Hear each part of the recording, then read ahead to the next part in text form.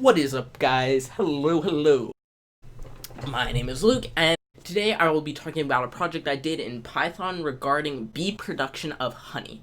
I don't know if you guys know this, but bees are very important. They're important for, like, all of our crops, and, like, that's kind of important, not gonna lie.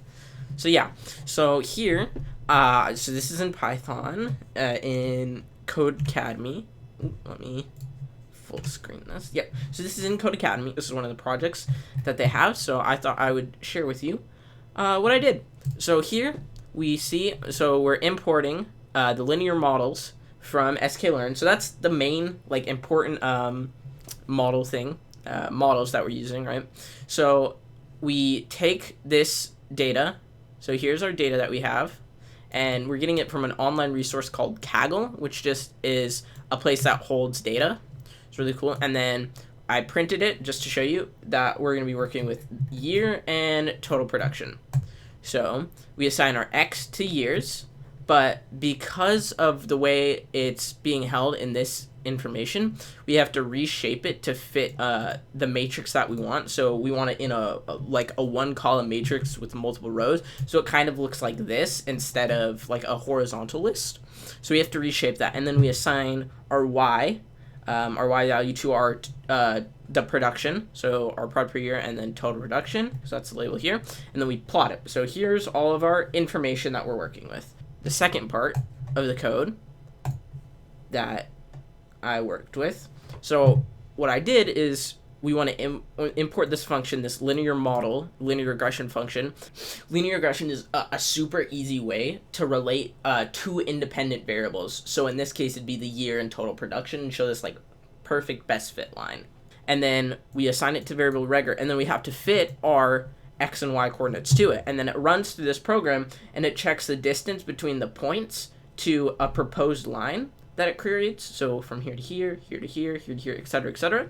And it keeps creating lines until the minimum possible number is matched. So this line here is the minimum distance from each of the points to the line. The average of that is the lowest it could be. So here's our best fit line for this information. But then what if we want to predict the future, right? We don't just want to deal with the information we have now. We want to add it to the future. So here's this next bit of code.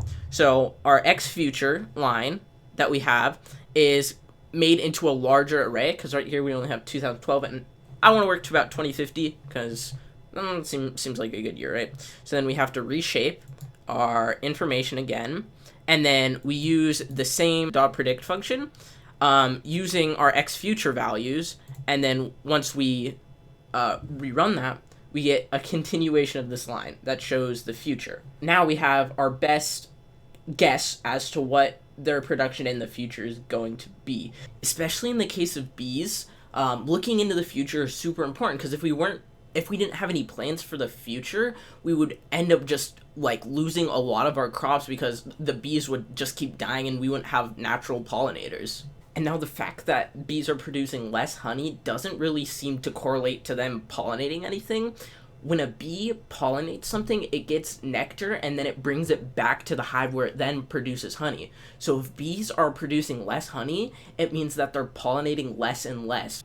Simple linear regression allows you to take two bits of information and like really model how you're going to be able to see it. Instead of like having to hand calculate all this stuff, you could just run it through these programs that check the distance and then spit out this info. So yeah, so this is a little project I've been working on that helps with like honey bee production. So hopefully honeybees will do better and this model won't have to come true, because that would not be good. Anyways, thank you guys for watching. Check out some of the other videos I did on some other AI stuff and fun other things. Yes, very epic. Alright, see ya. Of course, this couldn't be exact, but based on all the information, we have this nice fitting line.